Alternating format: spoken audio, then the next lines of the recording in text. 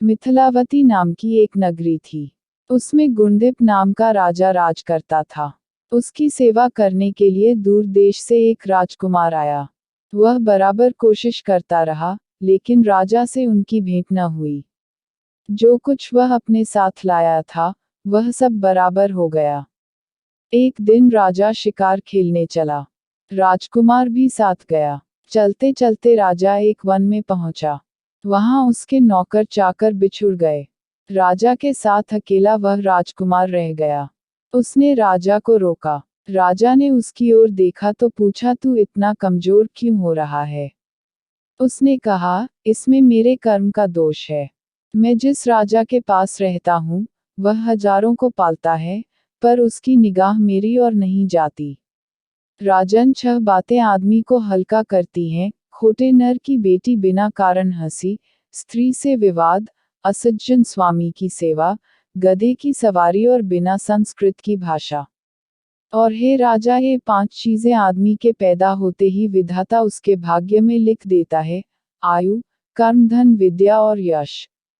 राजन, जब तक आदमी का पुण्य उदय रहता है तब तक उसके बहुत से दास रहते हैं। जब पुण्य घट जाता है तो भाई भी बैरी हो जाते हैं।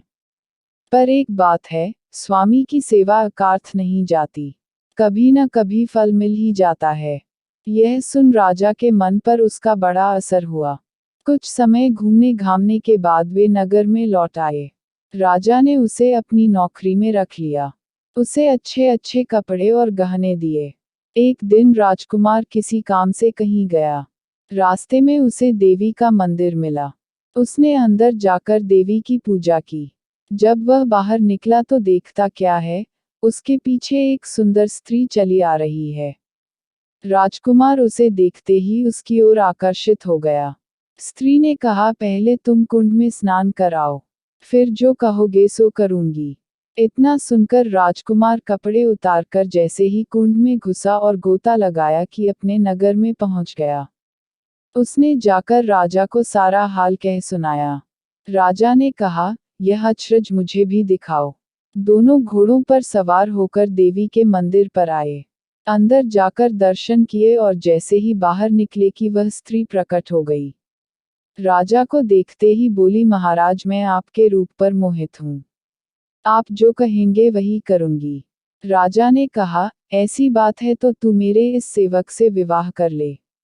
स्त्री बोली, यह नहीं हो सकता। मैं तो तुम्हें चाहती हूँ। राजा ने कहा, सज्जन लोग जो कहते हैं, उसे निभाते हैं।